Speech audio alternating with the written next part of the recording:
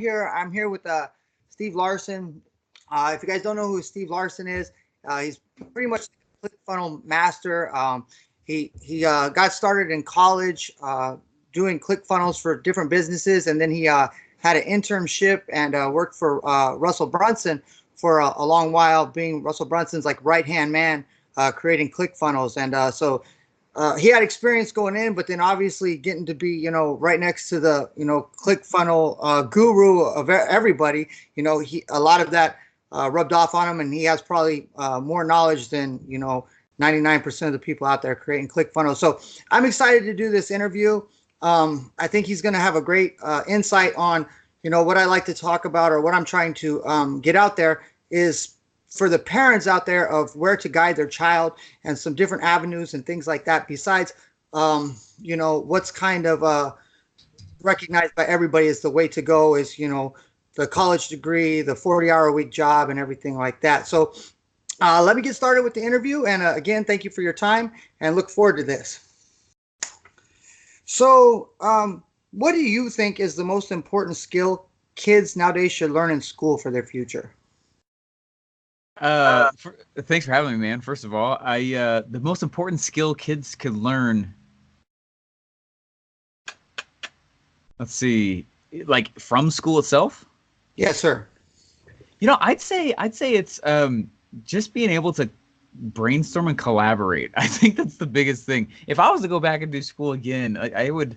Actually, I like what I did, but I'd probably focus more on design and writing, all the stuff that we keep doing. Mm-hmm. I don't know. I think the biggest mistake can happen when a teacher starts to create walls inside someone's brain. But, you draw the line wondering if sometimes the teacher is just trying to keep somewhat of a control of the classroom, of a group of kids. Yeah. So I'm never going to like badmouth the, school system.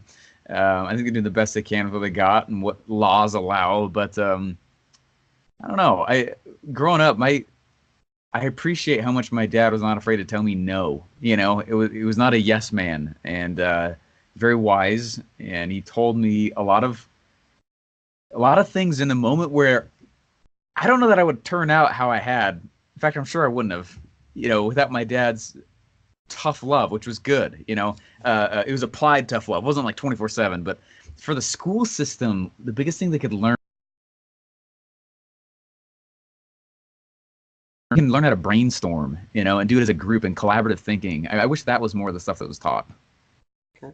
What skill do you use most from that you learned in regular school nowadays with what you do?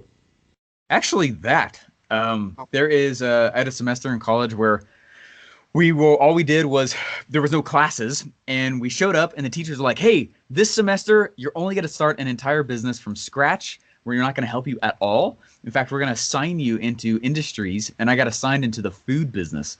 And I am a terrible cook. I hate cooking. And they said, you're going to go be a cook. And I was like, oh, great. And you need to go build an entire business around this. And the thing that they taught us, I use this all the time. They taught us this process that comes from a company called IDEO. And IDEO is the company that Steve Jobs hired to create the first mouse.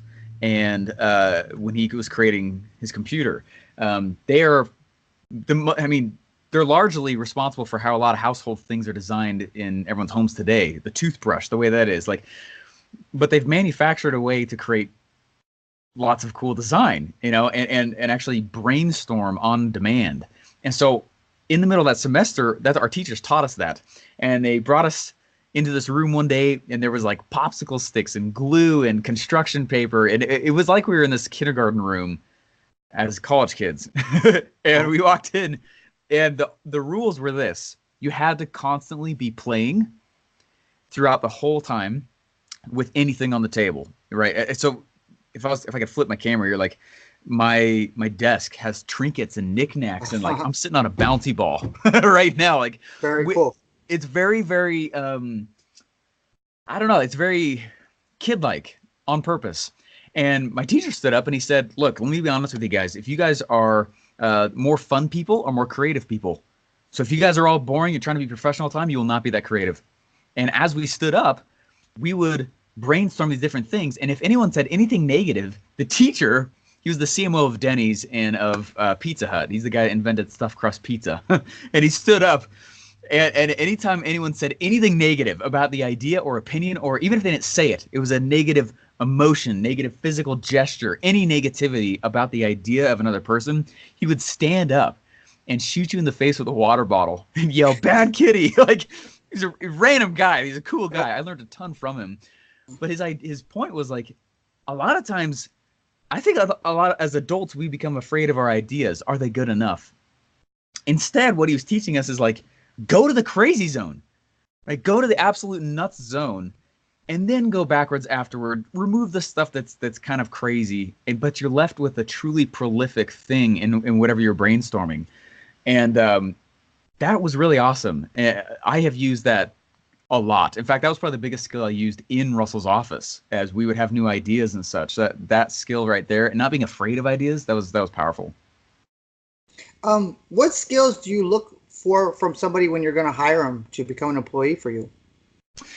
When they're going to become an employee for me, or freelancer or something like that, I'm extremely competitive.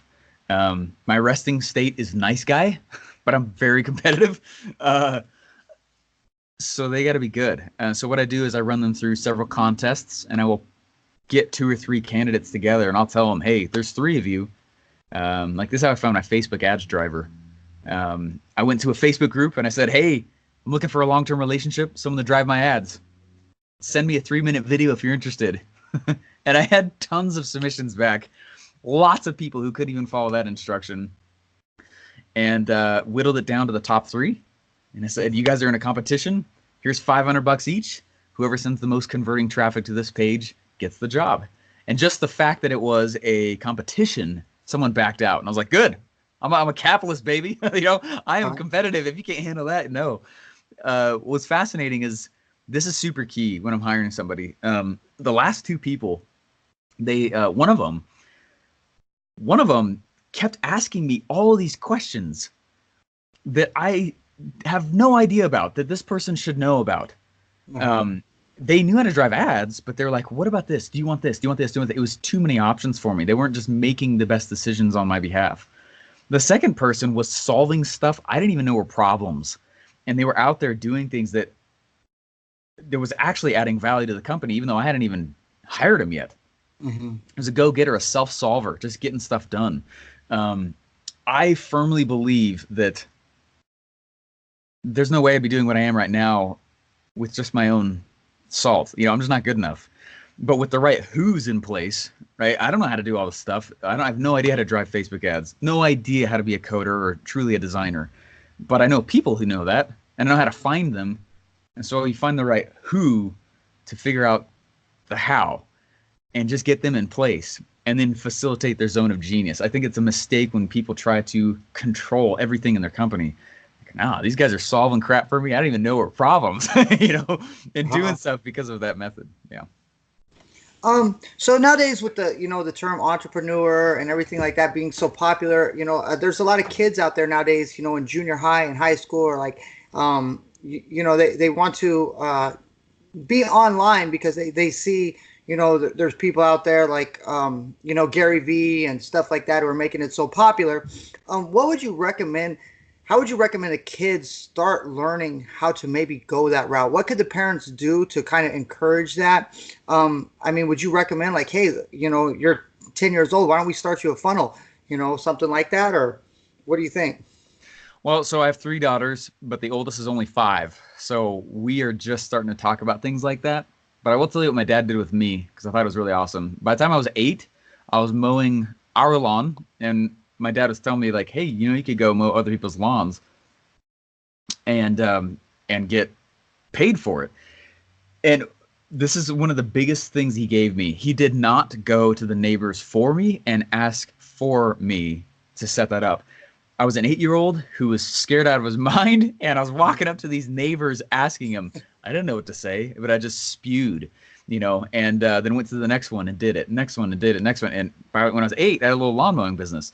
When I almost got kicked out of high school because I kept selling knickknacks, just random knickknacks to people.